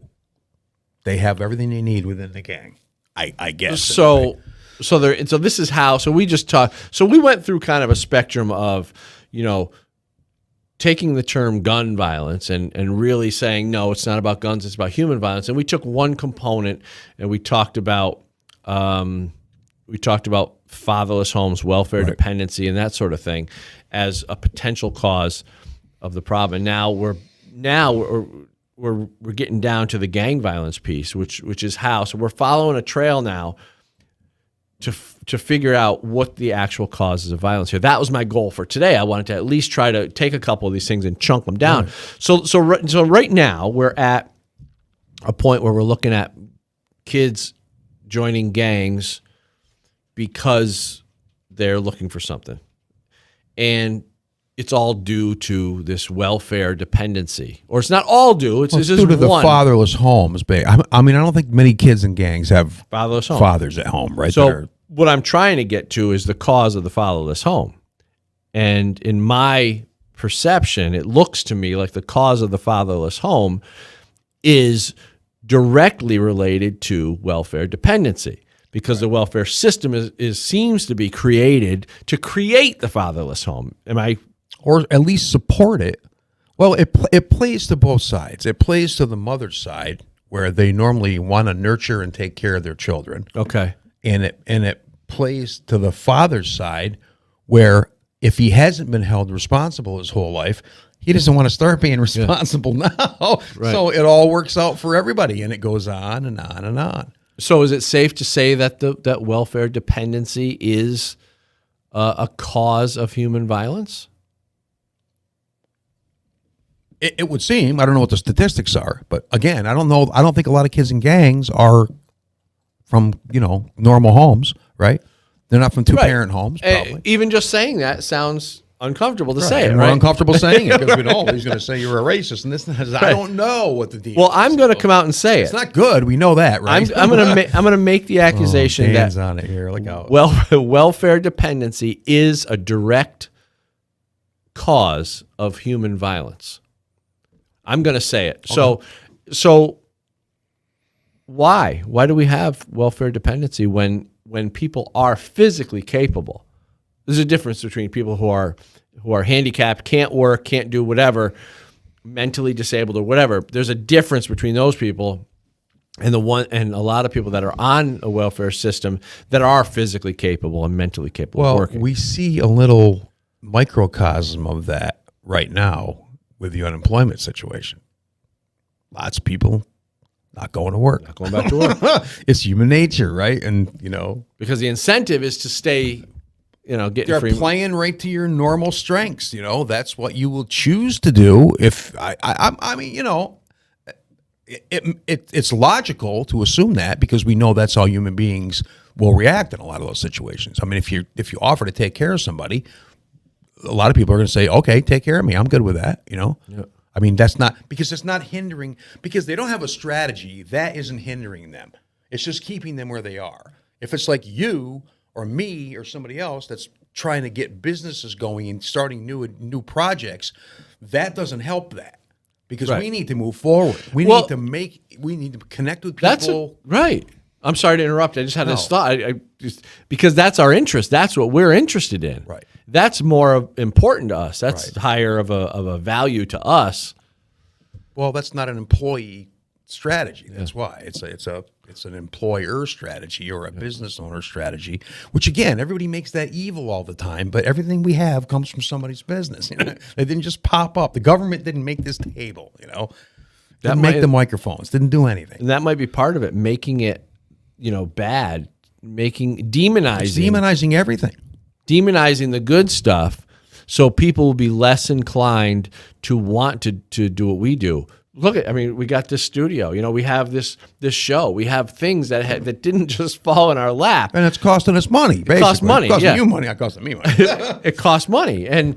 But this stuff doesn't fall in your lap. Right, but in order to build, you have to have that kind of strategy going on. And right. when you implement programs that stifle that strategy or make it impossible to teach those kinds of strategies, you end up with just what we have. All these problems that we're looking at and going, what's the cause of that?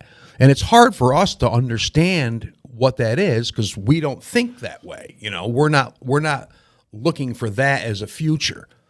But again, I think a lot of these people, a lot of the government programs, they're not really made to help people with their future. They're just made to keep them content in the moment. And that's what plays. Okay. Why would they want to do that when they know that they can actually do the other? When they know that they could create programs to incentivize people to go start their own business? Because the basic human nature is not to strategize into the future. It's to be safe and comfortable. That's basic survival. But if you can be taught and, kind of conditioned to take on that mindset to go be a starter, be an entrepreneur, whatever, why wouldn't the government encourage that rather than what they do encourage is what you said is keeping them content? Why would the government choose to keep people content rather than give them skills to grow? I think part of it is because they never want another Republican to win an election ever, and if they keep those people happy, then they're just going to. It's a satiation situation, and it's creating a dependency, big time, and it grows. It doesn't go away. But that's why the teachers' union thing is such the sinister thing, is because we need to teach kids how to move to the future and prosper. If there's things that are not doing that, I don't think that should be stuff that we should be concentrating on. Like critical race theory. How is that making the future better for anybody? It's making some kids feel guilty, other kids feel oppressed. Is that part of some Tony Robbins book or something? What is that? No, it doesn't help. This way. And I definitely want to get to that. It doesn't help. I know you want to talk about critical race theory, but let me just make the connection here. Let me try to make this connection in bullet points because we talk about not gun violence, human violence. What causes human violence? Fatherless homes, what we talked about with kids joining gangs. When we specifically look at the gang-related stuff, what causes that? Fatherless home. We talk about a welfare dependency system where people are encouraged to stay complacent and get paid and not be productive. Right. Okay, and then you said it. You said the critical thing that I wanted to hit on, because we'll never have Republicans in office again because Democrats. That's the plan. Democrats can play off of this welfare dependency and keep people dependent as long as possible. Because who are they going to vote for if the Democrats are there where they're handing out money? And open the borders. Open the border. Let's go. Create a dependent United States. Create welfare, gangs, violence, and all this stuff. And then the government will come in and give you. The Democratic side of the government will come in and hand out money. I think you nailed it. So we took human violence. We eliminated the notion of gun violence. That's stupid. I can't believe we even talk about that nonsense. It's a stupid idea to talk about gun violence. It doesn't exist. What we're talking about is human violence. We're talking about a welfare system. We're talking about human dependency. We're talking about government dependency. Right. And we're talking about handouts, and we're talking about people who go out in the streets now and have no morals and no values, and they're hurting people, and they're killing people. All under the guise of the government saying that they're helping people. That's what we're creating. You're right, exactly, and all under the blame of, well, we can tie this to guns. We can blame guns for this, so we can create more gun restrictions because of the bad policy that we. It's right. It's just bad thinking. That's just one. That's just one of the many things that I wanted to hit on, and now we're up against a break, and we didn't even talk about abortion and the devaluing of human life through that whole concept. We're going to definitely get to your critical race theory. I definitely want to hit on that, but when we have more time, because I know it's going to be a long conversation. So we're out of time in this segment, but coming up after the break, I want to talk about Biden and his border. We got some Trump clips that are really great. We got Governor Abbott from Texas, and we're going to talk about critical race theory. So right after this, we'll be right back.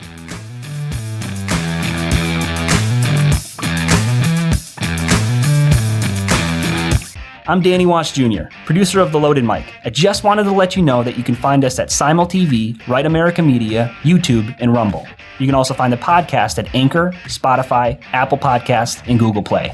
Or you can go to loadedmic.com. Remember to like, share, subscribe, and leave a review.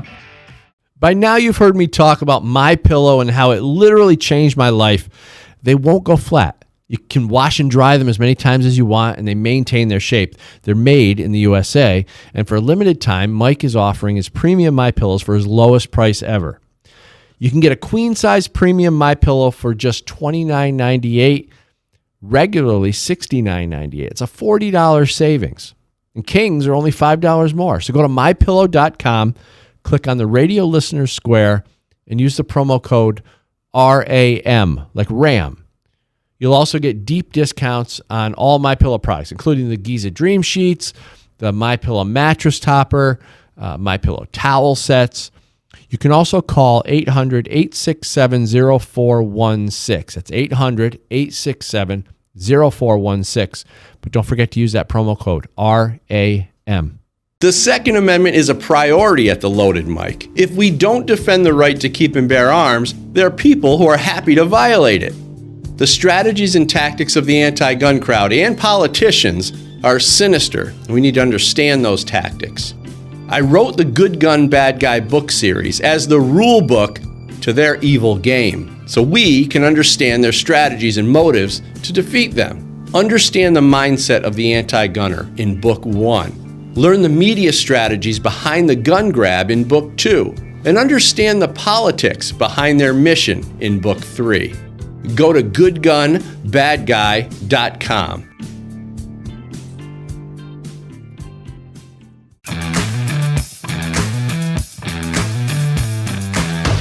People don't know what we talk about on the breaks, but Danny Wos Jr. hit on something about Martin Luther King, which was interesting, how the photos of him are usually in black and white, and they had every availability of doing color back then.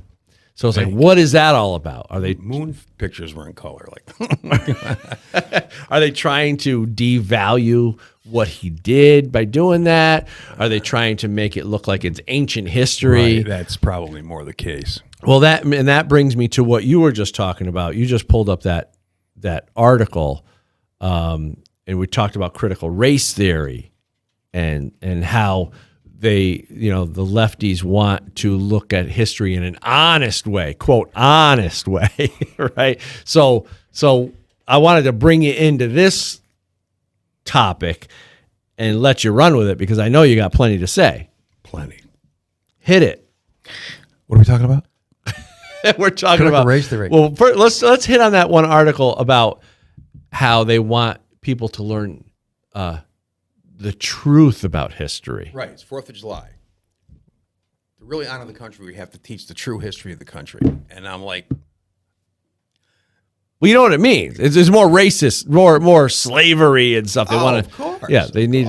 But the thing about because we can't enjoy our independence today on 4th of July, right? On 4th of July, we can't enjoy our independence. We have to be psychologically burdened and pummeled with slavery that happened how many years ago? 150, 200. 150.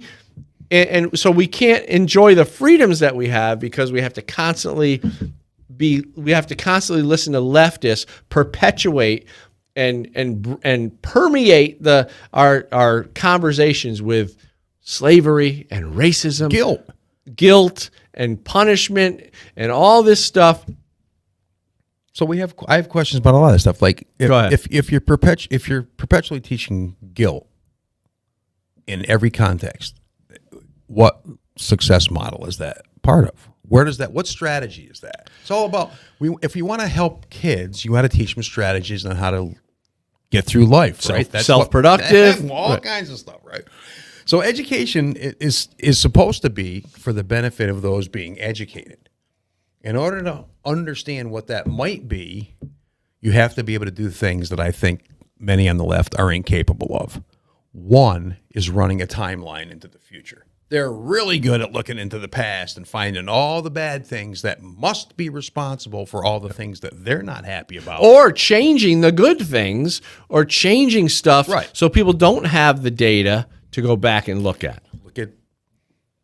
I can't say the name of the drug because we're not going to get canceled anyway, right? I don't give Ivermectin.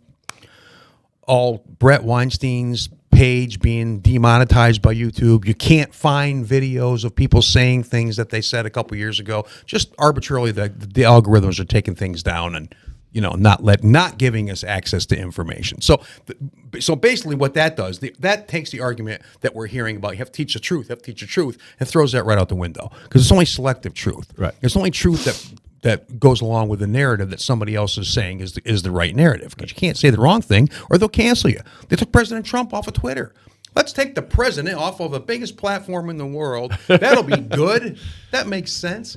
So that's the point. But the education aspect of it is what really matters because it's not about me feeling good about what the teachers are teaching. It's about what results the kids are going to get out of what they're teaching. So we have to take this emotional guilt, whatever everybody's being programmed into, and we have to get rid of that. And I would just classify that as a bad strategy. That doesn't work. Let's not do that. You can't show me how cause and effect wise that's going to lead to something good. Well, I would agree it is a bad strategy and it won't lead to anything good, but it does support their agenda. Right. No Republicans forever and ever. That's what a report. Right? No Republicans forever and ever. That's what they want. So how does that relate to what's going on specifically with the critical race theory stuff? I just can't ever get an answer from anybody. Critical race theory basically teaches division based on you being an oppressor or based on you being oppressed by virtue of the color of your skin. Sounds like racism to me. So, and there was I heard some quotes the other day from a guy who wrote a book a couple years ago, and it was like the only way to get out of this oppression is to have opposite oppression. The only way to fix the past is to oppress the opposite in the present. And the only way to affect the future is to oppress the opposite of the present. So it's all pushing back on all these things that don't go anywhere anyway. If this was like, if you were complaining about teaching kids how to build cars or something because you thought cars were evil, or if you don't want your kid to go into the gun industry because you think guns are evil, that's fine for a parent to say that to somebody. I don't want the government telling people that, right? Because you know what's going to happen. Because you can run a timeline, and I can run a timeline. But if you can't look into the future and see what's going to happen, you can see that's going to spill over into all kinds of other things and have all kinds of unintended consequences and just screw up everything as far as the business go. Stupid things like being able to sue the gun companies because somebody uses a gun to shoot somebody. That kind of stuff. Who thinks of that? You don't sue the car companies because somebody kills somebody with your car. It doesn't make any sense. No, it doesn't make any sense. But there's specifically with the gun manufacturers in Biden. That's been a big push of Biden. He wants people to be able to sue gun manufacturers to basically, put them out of business. Right. So what they're trying to do is cut the head off the snake with respect to this, with respect to gun ownership. And they think that because they can't take the Second Amendment, which I want to get into in a little while here. I want to read the Second Amendment for everybody, but they can't do anything about the Second Amendment, so they have to go around and they have to find other ways to eliminate guns, because they obviously can't have citizens having guns because they somehow in the government think that they are the ultimate power in this country. They're not. We the people are. So, but anyway, so that's a good Right. point. So why would you do that? Well, there's a very specific reason why you would want gun manufacturers to be sued. To put them out of business, stop manufacturing. Nobody else in the world's making guns, I guess, right? Right. But then you can pass laws that you can't import guns, and nobody will have a gun. Except Right, for the exactly. 400 million that are already here. What are you going to do with them? Take them away from people, I guess, right? Exactly. And speaking of Biden and guns, let's move on to this. Did we hear, and I'm sure Danny's got a clip, Biden talking about people having guns not being able to efficiently fight the government because the government has F-15s and nuclear weapons. Sending them right to your house. Yeah. So here you have the president of the country, the president of America, telling you, no, you don't have nearly enough power to stop us. But we still need to take your pistol away from But you. right. So we still need to take your pistol. So I want to play this clip and then we can talk about it. Go ahead, Danny. Let's watch this. Go ahead. Enough rogue gun dealers feel like they can get away with selling guns to people who aren't legally allowed to own them. And I might add, the Second Amendment from the day it was passed limited the type of people who could own a gun and what type of weapon you could own. You couldn't buy a cannon. Those who say the blood of patriots, and all the stuff about how we're going to have to move against the government. Well, the tree of liberty is not water with the blood of patriots. What's happened is that there never been, if you want to think you need to have weapons to take on the government, you need F-15s and maybe some nuclear weapons. The point is that there's always been the ability to rationally limit the type of weapon that can be owned and who can own it. Oh my God.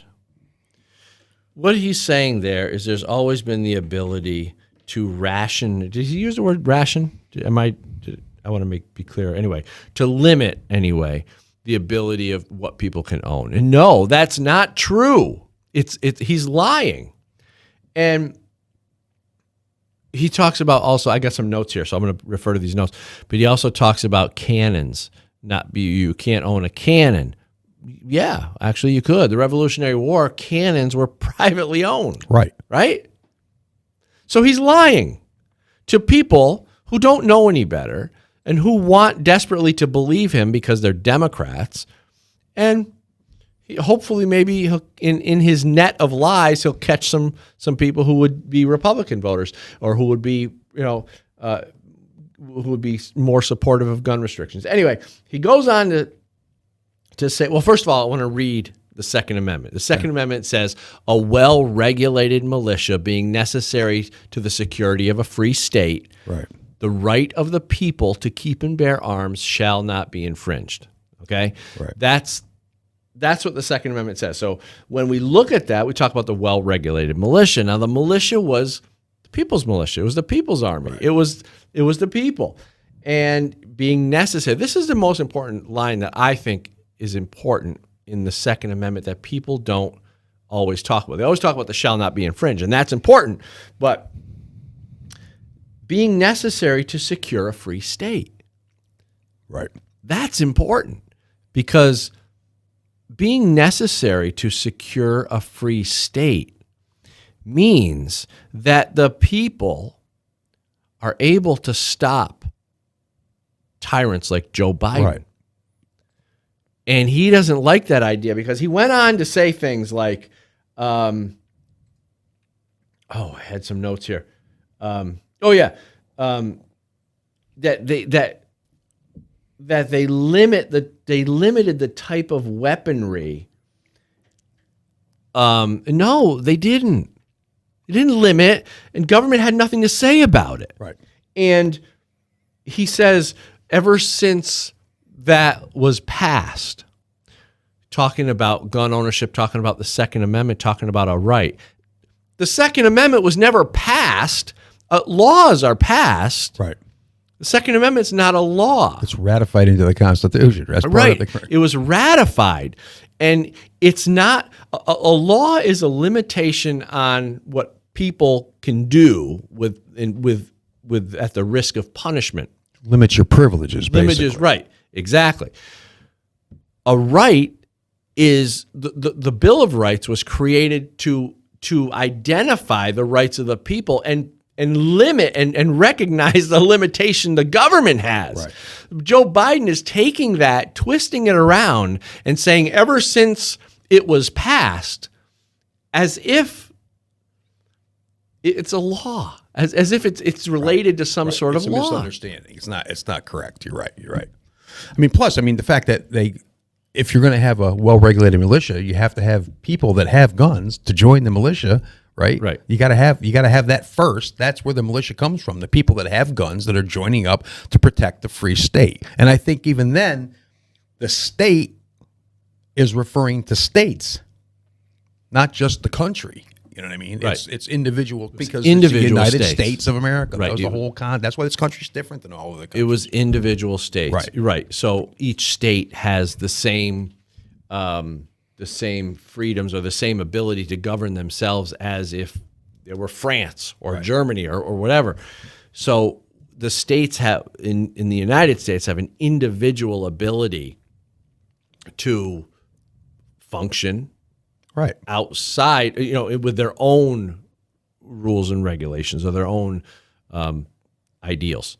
So Biden went on to talk about a quote from Thomas Jefferson, when Thomas Jefferson said, and Biden didn't get it right. So I went and I looked it up to just make sure it's right.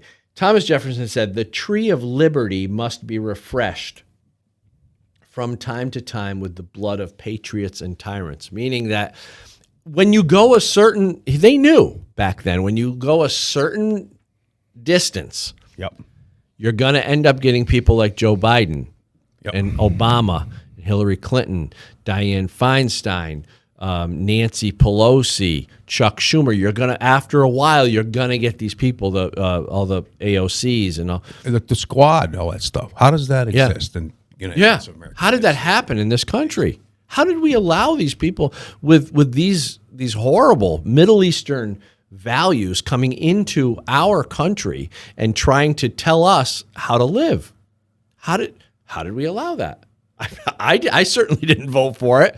Somebody's voting for it. Yeah, that's weird. So when Thomas Jefferson says the tree of liberty must be refreshed from time to time with blood of patriots and tyrants, I think what he's referring to is that at a certain point there will be another uprising. Right. And we don't want that, of course, but it's almost inevitable watching Joe Biden and listening to the things he's talking about, how you people don't have the power to do anything about your government because we are much more powerful than you. We have F-15s and we have nuclear weapons. Let's threaten the citizens. So they're coming out now. Democrats are coming out and showing you the power that they have taken from us. Thoughts? I agree. Okay, end the show. That's it. So, okay. So I just wanted it's to kind of insulting, really, right? I mean, I would that say. speech was, I'm looking at him going, okay, he's talking about this and that. I said, obviously, then why is he worried about some guy with a freaking hat on walking into the Capitol thinking he's going to take over the United States government? Why is he worried about a MAGA hat? Right. Why are they worried about MAGA hats coming into the Capitol? Well, what on January 6th? What do you think was going to happen? People are going to go in the Capitol and take over the country? What do you think is going to happen? Right. They didn't have any F-15s or they didn't have hand grenades or anything. You know what are you going to do? It's all double standard. Everything is a double standard. And when you bring that up, then you're just a bad guy because, of course, if you think it's double standard, then you're Well, I think it's important that people recognize when people like Joe Biden say things like he said, that F-15 and nuclear weapons comment, that they're revealing what they think about you and what they think about their position and what they think about their power. They shouldn't have any power. But he's telling you that he's got power. And he's telling you that you don't have a chance in defeating that power because he's got control of F-15s and nuclear weapons. So it's not, this has been going around and around on the internet, and people have been talking about it and getting pissed off and whatever. But I think the most important piece is that we understand why he said that and what is actually going on in the thought process in his head to come out and say something like that. And wonder what Putin's thinking when he watches a speech like that. Talking about people laughing at people. Again, it's just it doesn't go anywhere. It just makes people guilty. It's almost like it's designed to make us all feel bad all the time. And I don't know where that's supposed to go. I don't like being, depressed or feeling like I did something wrong. It's like they're treating us like little kids. Yeah. Oh, you're bad. Go stand in the corner. Right. You can't have a gun. Go stand in the corner. Yeah. Counterproductive. And it makes it even worse with Biden that he's such an utter failure at everything. Maybe not a failure with what they want to accomplish, but a failure to upholding American values and helping America prosper, because we talk about the border. So Trump had the border going. I'm like, yeah, keep building that sucker. Keep going. You're almost there. And the wall, I said the border. I meant the wall. And the wall was stopping illegal, of course, trafficking. And I'm going to talk about the fentanyl that's coming over. I'm going to talk about all this stuff. But first, I want to talk briefly about how Trump goes to the wall and talks with the governor of Texas, Governor Abbott. And they are talking about what they have to do. They're being forced to do this now. Texas is allotting X amount of dollars. And I think, let me find the number. Here. I got that. Texas is allotting $1.25 billion to move forward with the border wall. But here's a little clip of President Trump and his opinion of what's going on and how Biden is handling it. Go ahead, Danny. Let's play that. Well, there has never been a better time 6 months ago, and there's never been a worse time. We had the tightest security. You could come into our country legally. But you know what else we were stopping? Massive amounts of drugs, human traffickers, bad people, criminals. They're emptying their jails into our country. Other countries are emptying their jails into our country. We never had it better, and now we've never had it worse in the history of our country. So they're emptying their jails into our country. That's quite a visual. And not only that, but the drugs that are coming in. I'll give you a couple more statistics here. And I'm looking at the time too. There has been a 2,000% increase in fentanyl coming over the border. Now, 2 milligrams of this stuff is deadly. And Texas alone has confiscated more than enough fentanyl to kill every person in the country. That's only what they've confiscated. Right. So they created this Operation Lone Star, and it consists of 1,000 Texas officers and 1,000 National Guard to defend the border.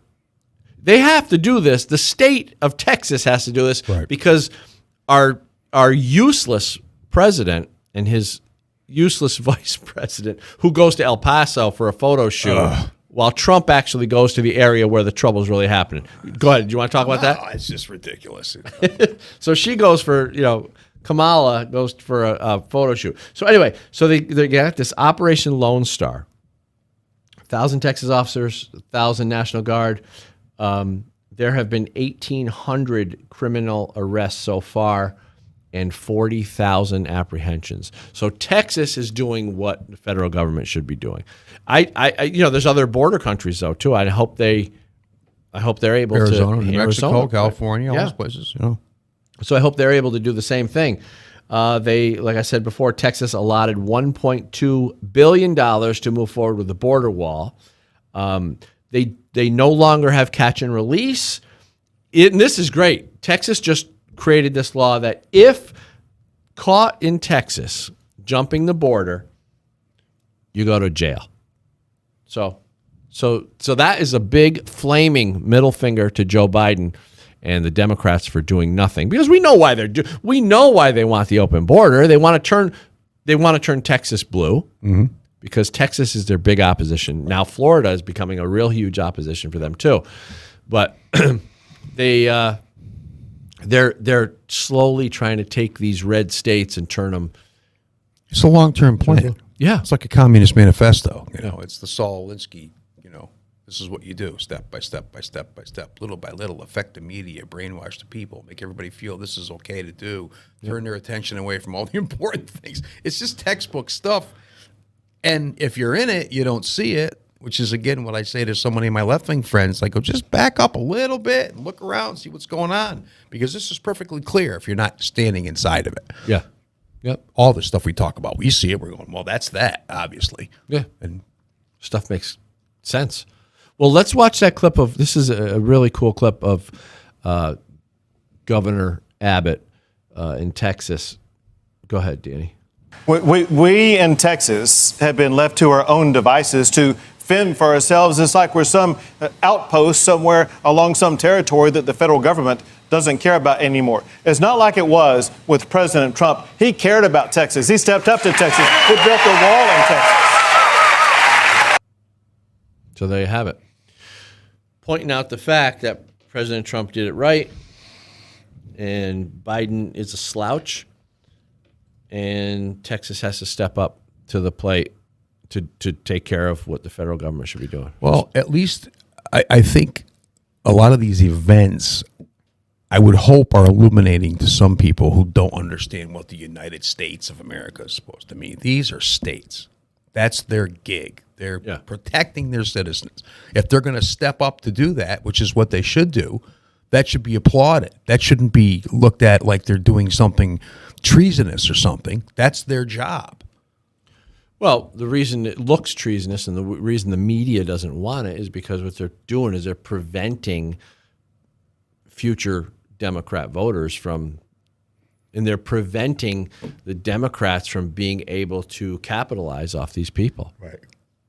And that's ultimately what the Democrats want. They want to be able to capitalize off illegal immigrants. Because, at some point with all these illegal immigrants, Democrats are going to all of a sudden cast their, magic wand and say, yep, you're all legal, you're all able to vote. Oh, soon. That absolutely will happen down the line. There's no way around. So they have to, right? They will have to.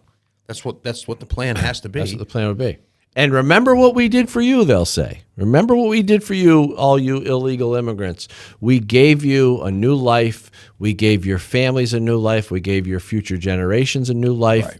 And you get to now prosper in America and live the American dream because of us Democrats. That's what they're going to say. And it's maybe not in so many words, right. But well, first of all, that's a good persuasion technique. That's reciprocation. You give people stuff and then they give because it back. People feel obligated. Right, absolutely. Second of all, the false part of that is that you get to come and live the American dream. That ain't the American dream. The American dream ain't to come here and be taken care of. That's not what it's supposed to be. It's supposed to be, you're supposed to be able to come here and prosper and be free and have liberty and do what you want to do to make your life what you want it to be. Yep. It's got nothing to do with the government. I love the Italian immigrants, for instance, a few generations back, who would come and would come with nothing in their pocket, and they'd come here and they'd learn the language, they'd learn the American traditions. They would keep their traditions too in their family. Sure. And because I grew up in an Italian family, but they would also had a real strong respect for American values, and they love celebrating the 4th of July and Independence Day, and they love celebrating all the American holidays.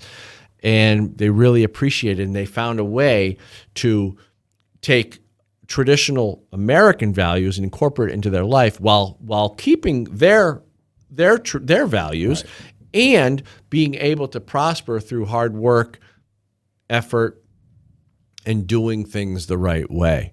But the Democrats are trying to bring in a new breed of immigrant, which is what you talk about, dependency and victimhood. It's upside down. And That's why when people say, well, this nation was built on immigrants. Yeah, but not on that kind of immigrant. Good point. Built on the immigrants that came in here looking to create a life for themselves, not to take stuff. Right. Exactly. What I found out about Italians. Oh, construction worker friend of mine the other day said, we were talking about nicknames for different ethnic groups and stuff. And we were talking about, Mexicans, because I used to date a girl down in Beacon, and you could drive through Beacon on a weekday morning, and there'd be Mexicans sitting all over the place looking for day work, right? But that's why they used to call Italians day-goes, because they used to go out and look for day work, right? I didn't know that. But I mean, let's go out and get some work. But even the Mexicans that are out there looking for work, I mean, I give them credit that they're out there looking for work. If they're illegal, they're not supposed to be here, but at least they're hardworking people that aren't supposed to be here. But yeah, well, yeah. But I mean, I grew up, people don't know this, but, I'm half Italian, so people don't know that because they don't see my mother's maiden name was ended with a vowel. So I'm not going to say what it was, but it ended with a vowel. So, so I grew up in this primarily because my mom's family was primarily the family that I grew up in. And it was great. It was just, lots of good food, number one. And, 7 years old, finish your wine at dinner, finish your red wine. Right. I'm just joking, but we could do all those things. Right. Drinking red wine at dinner when we were kids.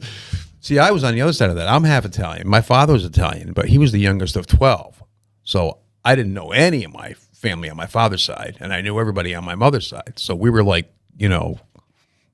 Irish Protestant farmers on the other side. So you had that whole thing. Even though my mother did learn how to cook really well as far as the Italians. Well, it was a good life. I mean, we were taught values. We were taught. We were also, reprimanded when we did something held responsible, wrong, right? Smacked in the head, right? And but it was more of a productive way of living. It's like you're not going to sit around. They were teaching you strategies, right? This is how we came to this country. We made ourselves better. We're going to pass that along to the next generation. But like you said before, when that generational process gets interrupted, where are the kids going to get it from? It's got to be education. And if you're stifling education and filling it up with all kinds of truth that you think people need to know in order to have, the kind of outlook that they should have, I don't see where it goes. It goes nowhere. Yeah. Great show, but we're out of time. So thanks, John.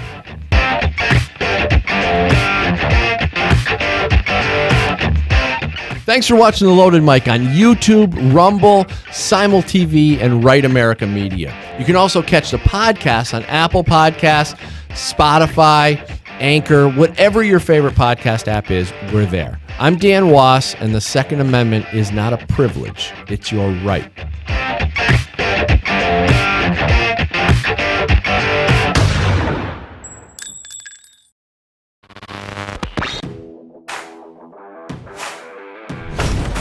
It is necessary to purge the establishment. What she's suggesting that churches do, focus on... That's not necessarily a good thing to start with. They're stating it wasn't around when we needed the greatest generation of the 30s or 40s. It happened before the election because there are too many Republicans that are afraid that their wrongdoing is going to... It's unacceptable, and I'm not going to sit here, stay silent, and not call it out. I'm calling out the lies. With rules for Thanksgiving, who the hell is he to tell us what we're supposed to do?